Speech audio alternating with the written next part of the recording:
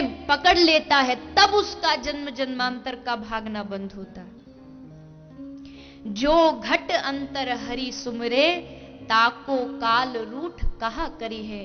जिसके घट में, जिसके चित्त में भगवान का वास हो, उसको काल भी रूठ जाए तो भला उसका क्या बिगाड़ सकता है? क्यों? क्योंकि डर भी जिससे डरता हो। भीतास्मात् भवते वायु, जिसके डर से हवा चलती हो, जिसके डर से पृथ्वी चलती हो, जिसके भय से ये सूरज निकलता हो, वो भगवान के चरणों को जो प्राप्त कर लेता है, जिस प्रकार भगवान निर्भय हैं, उसी प्रकार उस भक्त के अंदर भी निर्भयता प्राप्त हो जाती है। अन्यथा तो हर व्यक्ति को मृत्यु से डर है, मर न जाए, मर न जाए। और मरने से बचने के लिए हम प्रयास भी तो कितने करते कि नहीं करते? मृत्यु नजदीक आ रही है तो भगवान तुम्हें सब लेटर भेजते, बाल सफेद कर देंगे, दांत सब निकल के बत्ती सी बाहर आ जाएगी।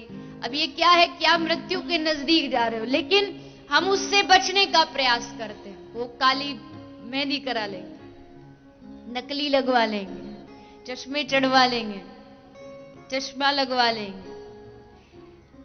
मृत्यु से भागने का प्रयास करते हैं, ना कि मृत्यु को सुधारने का। मृत्यु से जिसको डर लगा, भागवत वही तो करती है। भागवत मृत्यु से दूर नहीं करती, भागवत मृत्यु के डर को दूर करती है। एक किसी संत के मुख से मैंने श्रवण किया कि व्यास जी के जो नाना हैं, निषाद राज, इनको मृत्यु से बड़ा डर लगता था। ये बड़े डरते थे मृत्यु से, कब मृत्यु आ जाए, कब हमको जाना पड़े। तो इसलिए एक दिन ये नारद जी से पूछ बैठे कि महाराज मृत्यु, आप ये बताइए कि हमारी मृत्यु कब होगी? नारद जी बोले, देखो ये तो आप अपने वेद व्यास जी से जाके पूछिए। इस मृत्यु से वही आपको बचा सकते हैं। क्यों? क्योंकि जिन्होंने भागवत लिखी, परीक्षित को जिन्होंने मृत्यु के डर से बचा दिया, वही वेद व्यास जी आपको बचा सकते हैं। नारद जी निषाद राज को लेके व्यास जी के पास आ गए। व्यास जी से पूछा तो व्यास जी ने कहा, महाराज मृत्यु तो हमारे हाथ में नहीं, इसके लिए तो आपको यमराज के पास चलना पड़ेगा। वही पूरी अपनी डायरी में हिसाब किताब लिख के रखते हैं। नाना जी ने कहा कि चलिए ठीक है, यमराज के पास चलते हैं। यमराज जी के पास गए। बोला, महाराज कुछ रिश्वत लेते देते हैं क्या? यहाँ रिश्वत चलती है क्या? थोड़ी बहुत। यमराज जी ने कहा, रिश्वत तो तुम्हारी पृथ्वी का ही काम है, ये बाकी कोई युगों में नहीं चलती, कोई लोकों में नहीं चलती। ये पृथ्वी लोक ही है जहां इससे सब काम हो जाता है। बोले रिश्वत नहीं चलेगी। यमराज ने कहा, अरे नाना जी आप क्यों आए? आप हमें बुला लेते। नाना जी बोले, आपको बुलाने में राजी कौन है? कौन यमराज को बुलाए? तो यमराज कहता, महाराज देखिए हमें भी पता नहीं, ये मृत्यु कब होती है तो काल को पता होगा, इसलिए आप काल के पास चलिए, हम वहां चलते हैं। नाना जी ने कहा, काल के पास जा तो रहे, पर वहां से वापस आएंगे भी कि नहीं? कई काल देवता सोचे बिना बुलाए, बिना निमंत्रण आ गए तो अब क्यों भेजे? व्यास जी, नाना जी, यमराज जी काल के पास पहुंच गए। अब काल देवता से पूछा, महाराज आप बताइए। तो काल ने भी कहा, महाराज हमें तो जो ऑर्डर मिलता है तो हम पहुंच जाते हैं, बाकी ये लेखा जोखा तो ब्रह्मा जी के हाथ में है, उनको पता कब मृत्यु होगी। चलिए ब्रह्मा जी के पास। नारद जी, व्यास जी, यमराज जी और काल जी पहुंच गए ब्रह्मा जी के पास। नाना जी अब पूछा कि महाराज बताइए इनकी मृत्यु कब निश्चित है, अपनी पोथी खोल के बताइए। तो ब्रह्मा जी ने अपनी पोथी खोली तो पोथी खोल के देखा तो उसमें लिखा था कि जिस दिन नाना जी व्यास जी के साथ यमराज को लेकर के, काल को लेकर के ब्रह्मा जी के पास आएंगे उसी दिन। अब इससे आगे क्या हुआ ये मुझे नहीं पता, दादाजी का क्या हुआ तो ठाकुर जी जाने। यानी कि मृत्यु से बचने का कितना भी प्रयास करो, किंतु भगवान की मृत्यु से नहीं बचा जा सकता, मृत्यु के डर से बचा जा सकता है। कैसे? आपन्नः संस्कृतिम घोराम यन नाम विविशो ग्रनन ततः सद्यो विमुच्येत यद भिवेति स्वयं भयम। इस मृत्यु से बचने का केवल और केवल, जन्म और मृत्यु के चक्र से बचने का केवल और केवल एक उपाय है। क्या? हरि नाम, कृष्ण नाम, राम का नाम। राम के नाम के द्वारा इस समस्त मृत्यु के भय को अपने आप से दूर भगाया जा सकता है। इसलिए नाम को पकड़िए। भगवान नाम को जिसने पकड़ लिया है, यन्नाम धे श्रवणानुकीर्तनात् यत् प्रवनाद यति स्मरणाद अपि क्वचित। भागवत में कह रहे हैं कि कुत्ते का मांस खाने वाला चांडाल भी अगर भगवान नाम को पकड़ ले तो वो भी एक ब्राह्मण से अधिक पूजनीय हो जाता है। एक भगवान नाम में इतनी शक्ति है। प्रभु का नाम पकड़िए। कबीर ने कहा, साधो हरि ना भजे सो। कबीर कह रहे हैं, साधो हरि ना भजे सो भंगी। मेरा वाक्य नहीं है, एक महापुरुष का वाक्य है कि जिसने प्रभु नाम में गोते नहीं लगाए।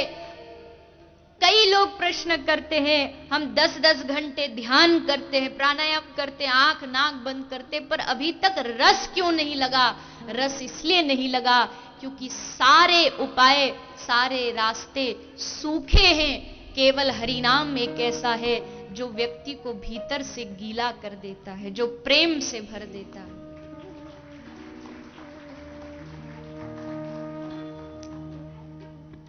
श्रीमन चैतन्य महाप्रभु, उनकी परंपरा में भगवान नाम लेने वाले श्री हरिदास ठाकुर, जिनको नामाचार्य कहा जाता है, श्री हरिदास ठाकुर को भरे बाजार में कोड़ों से मार मार के उनको बाजार से निकाला गया। तब कोड़े हरिदास ठाकुर को मारे गए, किंतु रात्रि को जब श्री चैतन्य महाप्रभु विश्राम के लिए आए और माता विष्णु प्रिया जब उनके चरण दबाने आई, चरण दबा रही थी, तो देखा चैतन्य महाप्रभु करहा रहे, बड़े कष्ट में। मां ने ध्यान से देखा, मां विष्णु प्रिया ने, तो पूरे शरीर पर लाल लाल निशान बने हुए हैं। दौड़ करके सची माता को बुला के लाई, माता ये महाप्रभु जी को क्या हुआ? माता ने पूछा क्या हुआ? चैतन्य महाप्रभु ने कहा, मां मेरे भक्त हरिदास को कोड़े मारे गए, वो कोड़े लगे उसको, किंतु कष्ट मुझे हुआ, मेरे शरीर में वो कष्ट हुआ, इसको दूर कैसे करेंगे? सच्ची माता ने पूछा, मैं वैद्य को बुला लाऊं, मैं डॉक्टर को दवाई, कोई मलहम, कोई लेप लेकर के आती हूं। तो महाप्रभु जी ने क्या कहा? नहीं माता, ये मेरी ये पीड़ा, ये कष्ट लेप से नहीं ठीक होगी, बस आप यहां खड़े होकर के कुछ समय मेरे लिए जोर जोर से हरि नाम संकीर्तन करिए, सारी पीड़ा उस हरि नाम संकीर्तन से दूर हो जाएगी।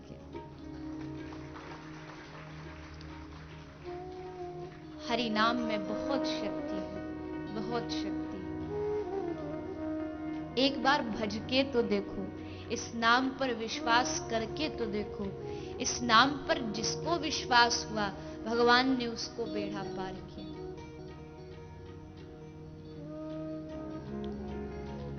मैं अपने आप को कोई संत नहीं मानती, न भक्त, न वैष्णव, फिर भी इस व्यासपीठ पर भगवान ने बिठाया। क्या कारण है? क्या हमारी भक्ति, कहां हमारे अंदर इतनी भक्ति है, कहां हमारे अंदर इतनी दीनता भी तो नहीं है, ना विनम्रता है, ना हमारे अंदर श्रद्धा है, लेकिन एक चीज है और वो है हरि नाम। यहां से बोलना, आपका सुनना, ये केवल और केवल हरि नाम की शक्ति है। नाम के सहारे कोई बोल सकता है और नाम के सहारे कोई सुन सकता है।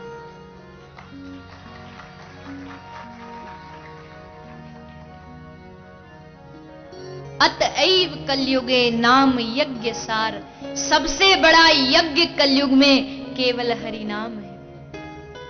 किसी ने पूछा, श्री ठाकुर जी के रस में गोता लगाने की सामर्थ्य हमारी नहीं है,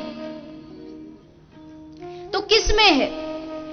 श्री ठाकुर जी के रस में गोता डुबकी लगाने की सामर्थ्य केवल और केवल श्री किशोरी जी में। किशोरी जी की कृपा की सामर्थ्य केवल और केवल राधा सानिध्य की प्राप्ति की सामर्थ्य ललिता आदि सखियों में है, और ललिता आदि सखियों को प्राप्त करने की सामर्थ्य मंजरी सखियों में है। मंजरी सखियों को प्राप्त करने की सामर्थ्य ऋषि रूपा श्रुति रूपी गोपियों के अंदर है, और उनको प्राप्त करने की सामर्थ्य श्रीधाम वृंदावन में किसी वृक्ष के नीचे एक हाथ में माला लेके जप कर रहे हो, किसी संत की माला झोरी के अंदर जो हरि नाम है, उसके अंदर वो ताकत है कि वो तुम्हें ठाकुर तक पहुंचा सके।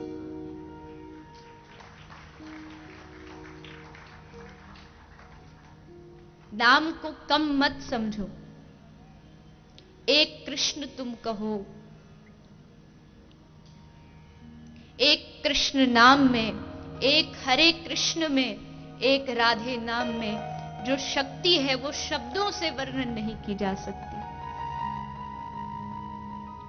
हम क्या नाम की महिमा वर्णन करेंगे, जहां एक राम नाम अकेला उसको पकड़ करके भक्तों ने भव सागर से पार हो गए। हम उस एक राम नाम की क्या महिमा गा सकते? राम न सकहीं राम गुण गाही। राम स्वयं अपने नाम का गुणगान नहीं कर सकते, कृष्ण स्वयं अपने नाम का गुणगान नहीं कर सकते। हमने कभी कृष्ण को देखा नहीं, कभी भगवान को देखा नहीं, किंतु फिर भी हम उनसे प्रेम करते हैं। क्यों? क्योंकि हमारे पास नाम ही साक्षात भगवान स्वरूप विराजमान है। नाम और नामी में कोई फर्क नहीं है, कोई अंतर नहीं है। नाम भी वही है और भगवान भी वही है। इसलिए भगवान को पकड़ो या उनके नाम को पकड़ो, एक ही बात है।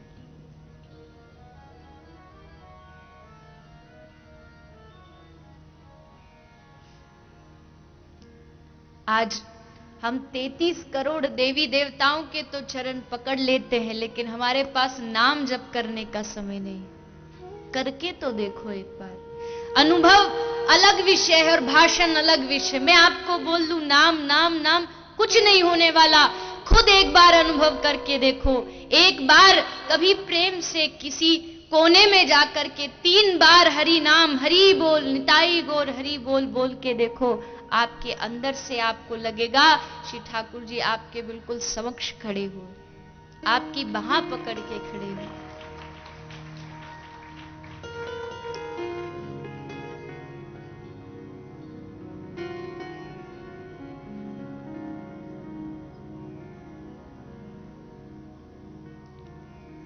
हम सबको इस नाम को जानना है, नाम पर विश्वास बढ़ाना है।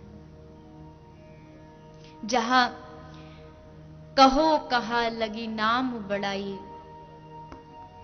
राम न सकही राम गुण गाई। पूरी पृथ्वी को कागज बनाया जाए, पूरी समुद्र को स्याही बनाया जाए और फिर भगवान नाम की महिमा लिखी जाए तो भी नहीं लिख सकते। नाम में इतनी शक्ति है।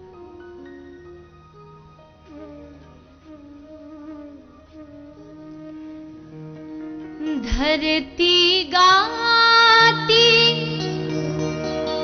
अंबर गाता, धरती गाती अंबर गाता, गाते चारों धाम तेरो नाम, तेरो नाम, तेरो नाम, तेरो नाम, तेरो नाम, तेरो नाम, तेरो नाम, तेरो नाम, तेरो नाम, तेरो नाम।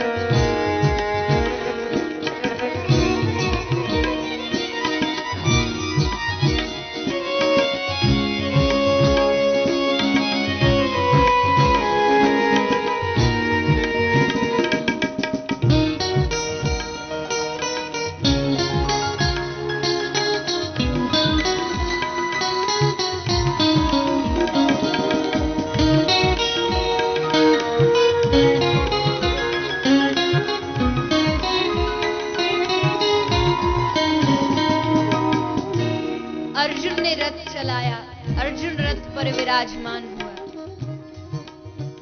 उस महाभारत के युद्ध में अर्जुन को जीत दिलाने के लिए सारथी स्वयं श्री कृष्ण थे, इसलिए अर्जुन उस युद्ध को जीत गया। हम जो इस भव सागर में युद्ध लड़ रहे हैं, जिस रथ पे सवार है, उसका सारथी कौन है? कृष्ण तो है नहीं, राम तो है नहीं इस कलयुग में, तो सारथी कौन है? गोस्वामी जी ने कहा, ईश भजन सारथी सजाना। स्वयं भगवान का नाम ही कलयुग का हमारा सारथी है। उस समय कृष्ण ने महाभारत के युद्ध को जिताया, बेड़ा पार किया, और आज कलयुग में कृष्ण का नाम हमें भवसागर से पार करता है। इसलिए तेरा नाम ही सच्ची पूजा, तेरा नाम ही सच्ची पूजा, तेरा नाम ही सच्ची पूजा, तेरा नाम ही सच्ची पूजा, तेरे नाम सा नाम न दूजा, तेरे नाम सा नाम न दूजा। राम तेरो नाम, तेरो नाम, तेरो नाम, राम तेरो नाम, तेरो नाम, तेरो नाम, तेरा नाम ही सच्ची पूजा, तेरा नाम ही सच्ची पूजा, तेरे नाम सा नाम न दूजा, तेरे नाम सा नाम न दूजा। सब ही से प्यारा, सब ही से न्यारा, सब ही से प्यारा, सब ही से न्यारा, सब ही से प्यारा, सब ही से न्यारा, सब ही से प्यारा, सब ही से न्यारा। जप में तेरो नाम, तेरो नाम, तेरो नाम, तेरो नाम, तेरो नाम, तेरो नाम, तेरो नाम, तेरो नाम, तेरो नाम, तेरो नाम, तेरो नाम, तेरो नाम, तेरो नाम। धरती गाती अंबर गाता, धरती गाती, अंबर गाता, धरती गाती अंबर गाता, धरती गाती, अंबर गाता, गाते चारों धाम, तेरो नाम, तेरो नाम, तेरो नाम, तेरो नाम, तेरो नाम, तेरो नाम, तेरो नाम, तेरो नाम, तेरो नाम, तेरो नाम, तेरो नाम, तेरो नाम, तेरो नाम, तेरो नाम, तेरो नाम, तेरो नाम, तेरो नाम, तेरो नाम, तेरो नाम, तेरो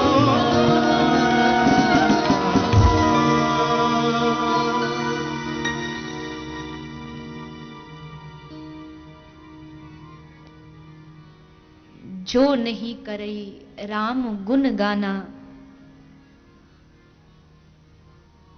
सो ही जिसने भगवान के नाम को नहीं गाया है। गोस्वामी जी ने कहा है, दादुर, दादुर माने चमगादड़, उसकी जिह्वा दादुर के समान है जिसने हरि को ना भजा हो। ये जिह्वा संसारिक विषय वस्तुओं के स्वाद लेने के लिए नहीं है, ये जिह्वा केवल और केवल हरि नाम के लिए है। इसलिए खूब जपो, प्रभु नाम जपो। मैं आप सबसे एक प्रश्न पूछना चाहती हूं। मैंने पहले भी कहा था, आज धर्म बहुत बढ़ रहा है। आप लोगों के घर में जाइए, कई लोग तो ऐसे हैं 5-10 मिनट नहीं, 1-1, 2-2 घंटे एक आसन पर बैठ के पूजा करते। जितने दुनिया में देवी देवता सब उनके मंदिर में रखे, सब देवी देवताओं को इकट्ठा करके लाए, कहीं यहां से कहीं वहां से ढूंढ ढाड़ के सब सजा रखे हैं, मानो ठाकुर जी का मंदिर नहीं, कोई भगवान का एग्जीबिशन लगा हुआ, सब सजे होते हैं लाइन से। इतना भिजा के बिठाते हैं। अब छोटा सा मंदिर रसोई के कोने में बना देते हैं, एक अलमारी का, उसमें सारे देवी देवता, उसमें जरा सा भोलेनाथ जी अपना त्रिशूल घुमाए तो सीधा हनुमान जी को जाके लगे। सब कुछ है, पर उस पूजा का फल नहीं मिल रहा है, क्योंकि कलयुग केवल नाम आधारा, सुमिर सुमिर नर उतर ही पारा। मैं आपकी पूजा का विरोध नहीं करती, खूब करो। आपके तप का विरोध नहीं है, खूब करो। आपके ध्यान का भी विरोध नहीं है, खूब करो। लेकिन जब ये सब साधन आपको थकाने जैसे लगने लगे, आपको उसका कोई परिणाम ना मिल रहा हो, तब एकांत में हरे कृष्ण कृष्ण कृष्ण हरे हरे, हरे राम राम राम हरे हरे, तुम उस नाम को पकड़ लेना। फिर देखना कैसे आपका जीवन रस से भर जाता है। फिर राम भजो, कृष्ण भजो, शिव भजो, वो तुम्हारी इच्छा है, लेकिन उसका नाम भजो। जितना नाम लोगे उतना उससे प्रेम होगा। पूजा तो हो, लेकिन घर में पूजा तो करते हैं, लेकिन कितने लोग हैं जो भगवान के नाम का अपने घर में संकीर्तन करते हैं नित्य प्रति।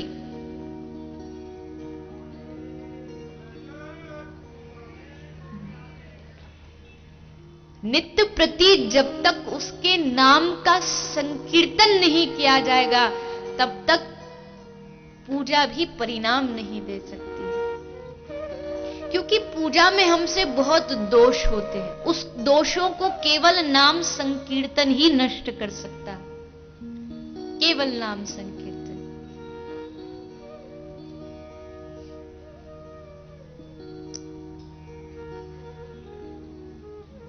आने वाले कल में प्रभु कृपा से मेरा जन्म दिवस है, अंग्रेजी डेट के हिसाब से। तो कुछ लोगों ने पूछा, सब लोगों के मन में भाव होता है, भी कोई जो लोग होते हैं, भक्तगण होते हैं, कि कोई उपहार दिया जाए, कुछ वस्तु दी जाए। और उपहार तो देखिए, जो जिसको आप दे रहे हो उसकी पसंद का ही देना चाहिए, ताकि उसको भी प्रसन्नता हो।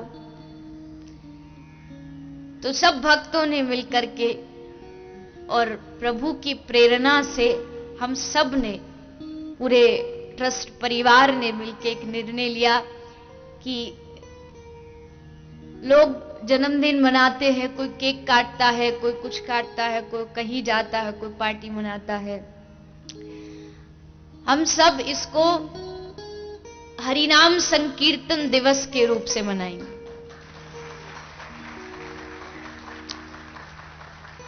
हरिनाम संकीर्तन करेंगे।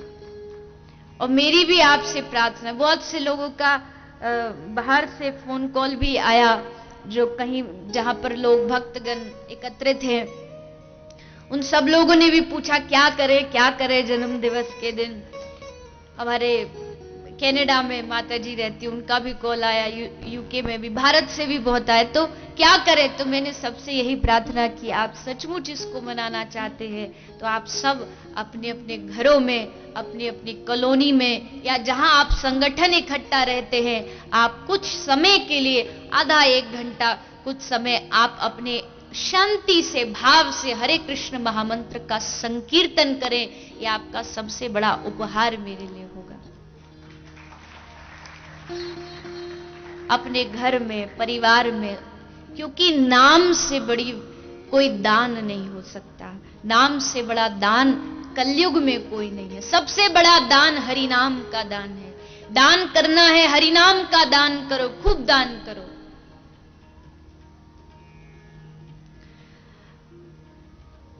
गुरुदेव का आशीर्वाद है कि तुम खूब नाम प्रचार करो। अवश्य गौ सेवा हमारा लक्ष्य है कि गौ माता की सेवा हो, इसमें कोई अतिशयोक्ति नहीं है। गौ माता की सेवा के लिए हम प्रयासरत हैं, लेकिन सबसे बड़ा उद्देश्य इस कथा के माध्यम से यही है कि जन जन के मुख पर भगवान नाम अपने आप जिह्वा पर बैठ जाए, चलते फिरते सबके मुख से हरि नाम निकले। ये इस कथा का सबसे बड़ा लक्ष्य है। हरि नाम प्रचार हो, हरि नाम का दान हो।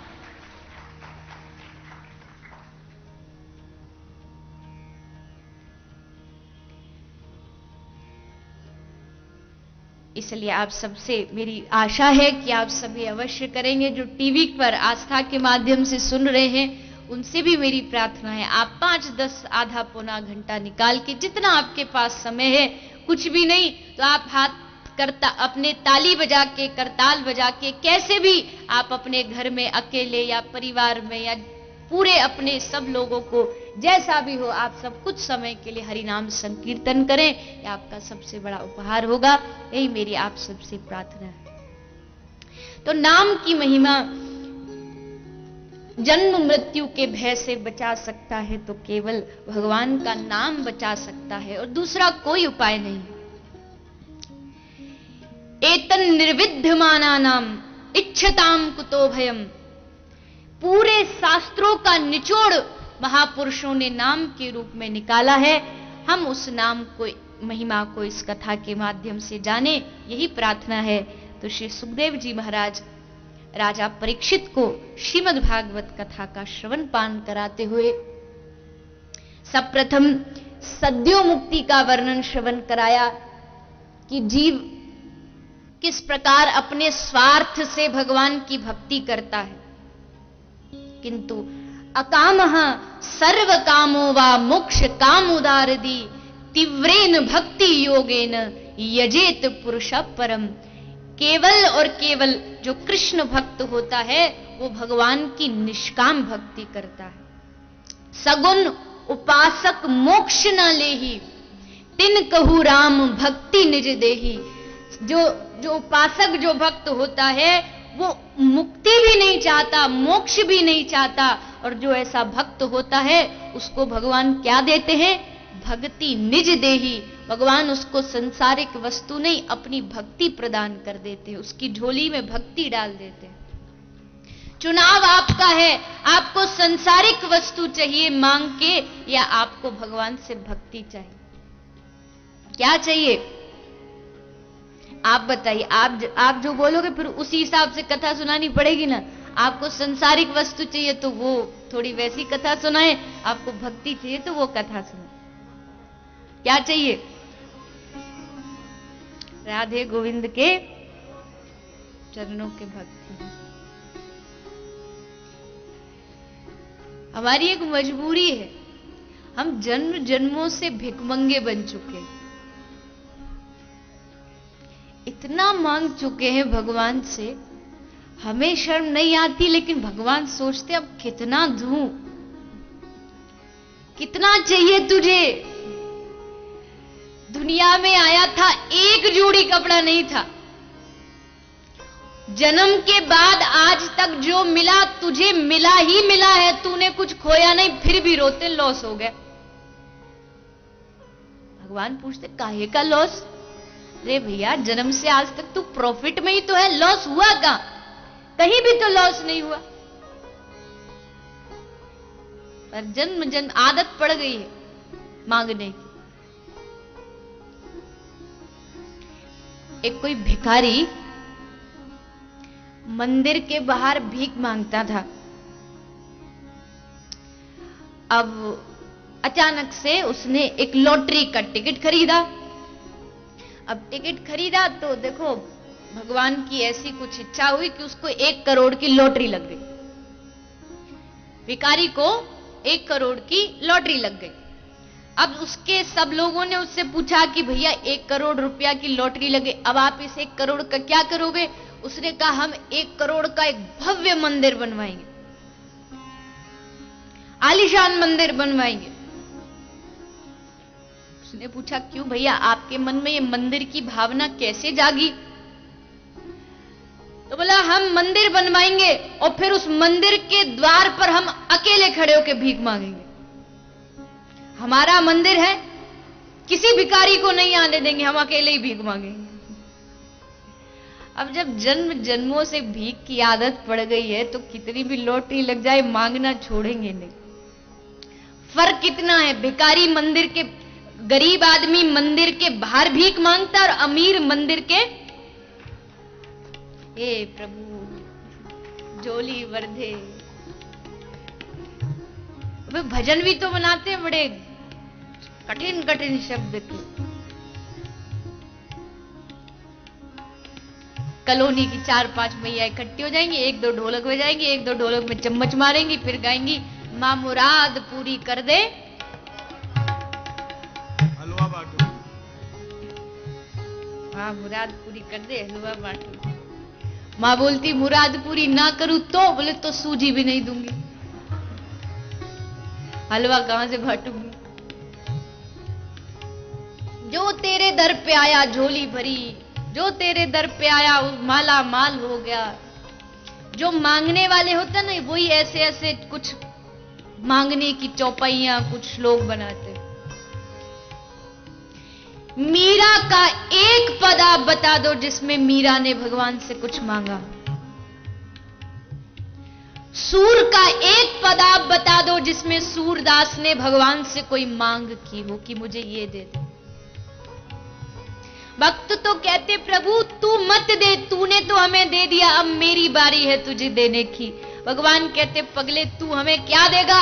भगवान मुझे तू कैसे प्रसन्न कर सकता है, कैसे पा सकता है, कैसे पाएगा मुझे? भक्त बोलता प्रभु थोड़े पैसे से प्रसन्न कर दूंगा।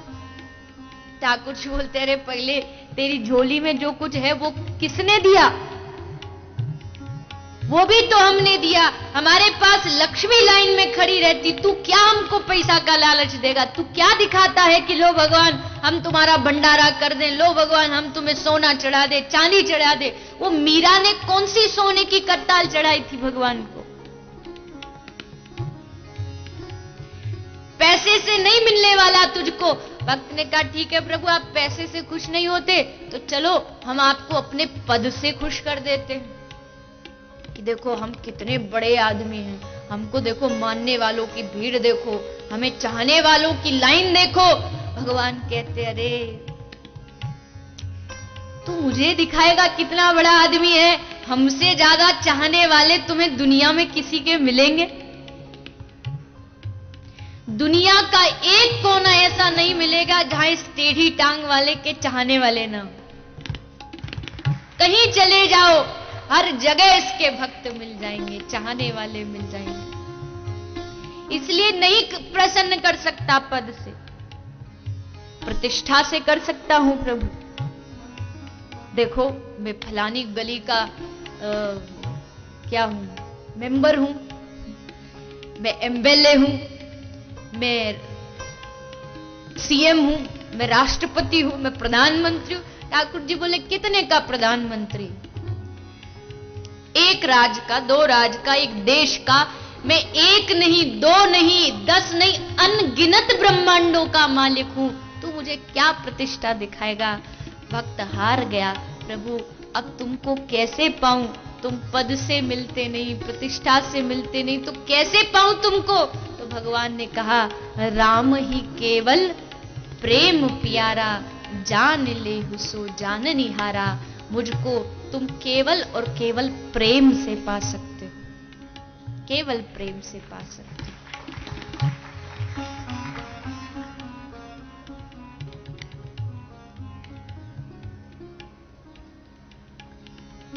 धन दौलत दिखाई तो पूरी दुनिया कम पड़ जाएगी, पर दिल में जरा प्रेम से जगह दे दोगे तो एक छोटे से कोने में भी कहीं आकर के बैठ जाऊंगा।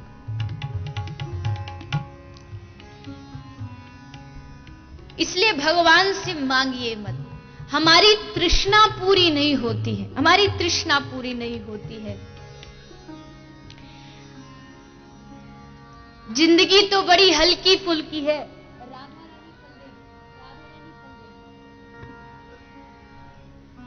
हमारी जिंदगी बहुत हल्की फुल्की है, लेकिन हमारे बोझ कामनाओं का हमने अपने सर पर लादा हुआ है, अपने जीवन में लादा हुआ है।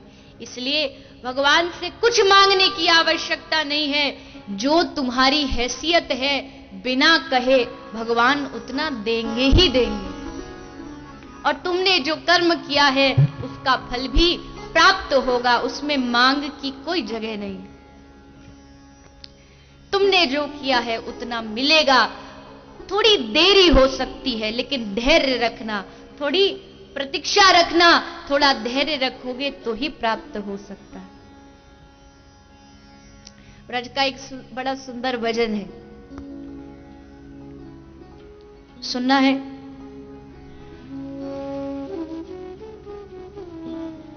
भक्त कह रहा है कि हमको फल अवश्य प्राप्त होगा। फल यानी फल का अर्थ गलत मत निकाल लेना। फल का अर्थ संसारिक वस्तु नहीं कह रहा। भक्त फल कह रहा है कि मुझे भक्ति का फल प्राप्त होगा, ना कि संसारिक वस्तुओं का। राधा रानी फल देगी, आज नहीं तो कल देगी। मिलेगा, अवश्य मिलेगा उसके दरबार में। तुम भाव से एक बार उसके सामने प्रेम से जाकर के तो देखो। राधा रानी फल देगी, आज नहीं तो कल देगी।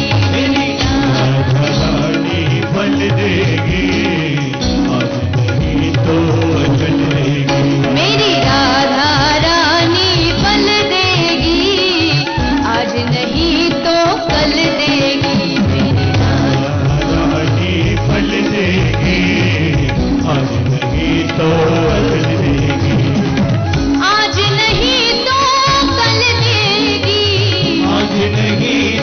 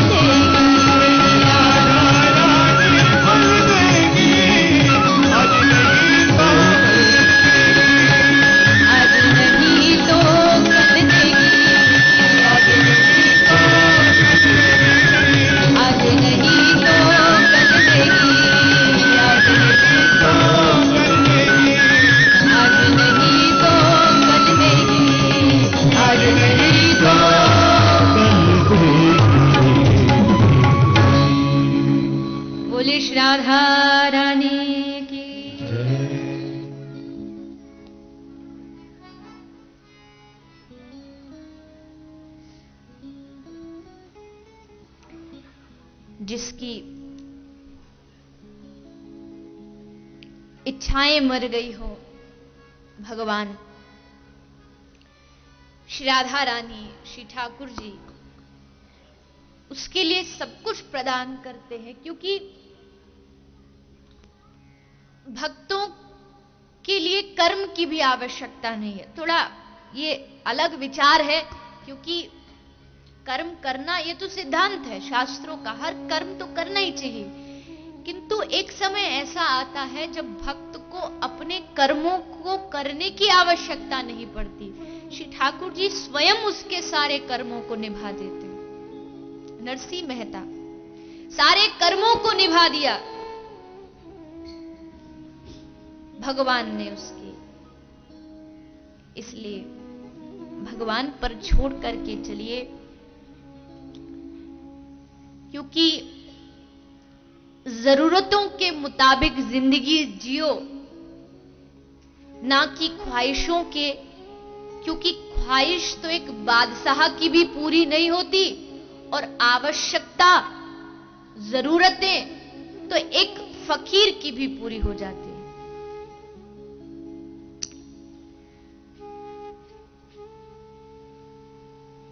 तृष्णा मिट जाए,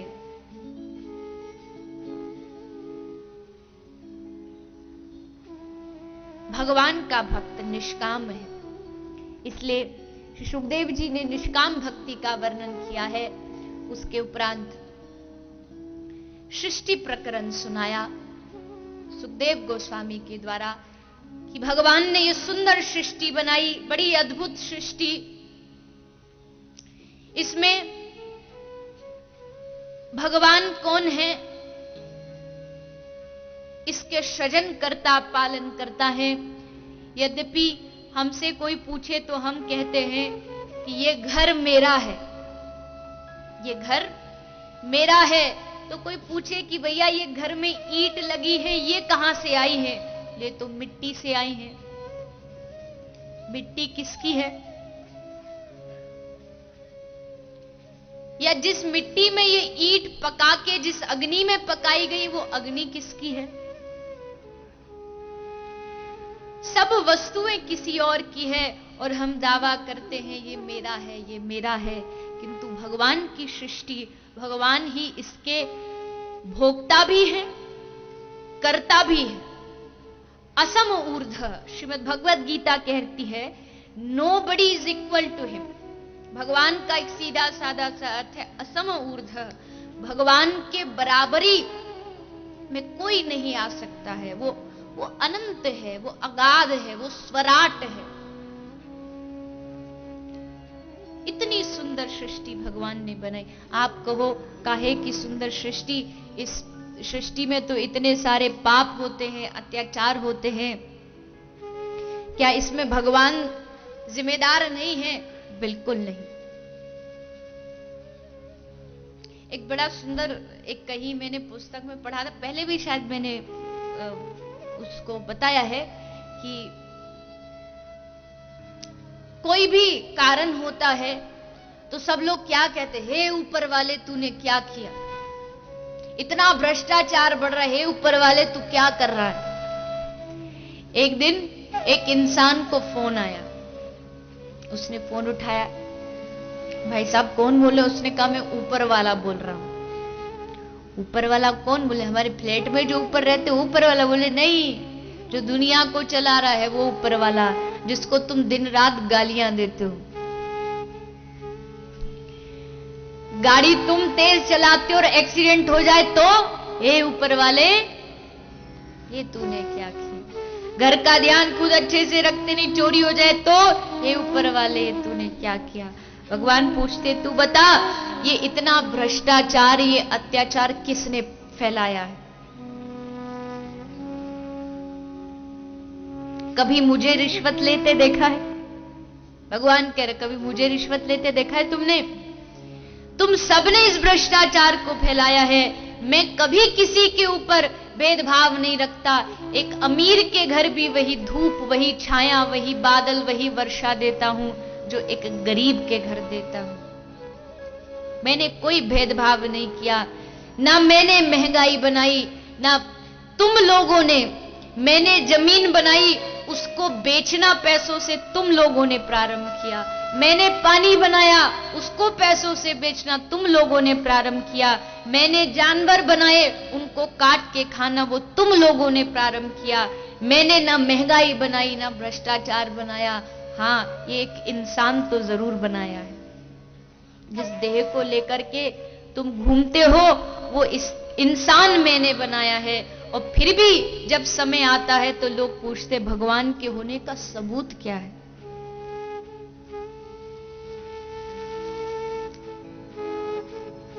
मैं हर बार आजमाता हूं कि परमात्मा है कि नहीं, लेकिन वो कभी नहीं आजमाता कि मैं इंसान हूं कि नहीं। हम उसे आजमाते, सबूत दीजिए हमें भगवान है या नहीं। भगवान कहां नहीं है, जो कण कण में व्याप्त हो, तुम उसको कहां एक जगह पर खोज सकते हो। अपनी सुविधा के लिए हमने भगवान को मंदिर तक सीमित रख दिया, क्योंकि पता है जिस दिन ये भगवान मंदिर से बाहर आ गए उस दिन हमारा जीना मुश्किल हो जाएगा। कोई भी व्यक्ति मंदिर में सिगरेट नहीं पीता है क्योंकि उसको पता है यहां भगवान है, लेकिन मंदिर से बाहर निकलते ही, अब सोचो भगवान कण कण में व्याप्त हो गए, सब जगह भगवान मंदिर से बाहर निकल के आ गए, तो क्या सिगरेट पी पाओगे उनके सामने?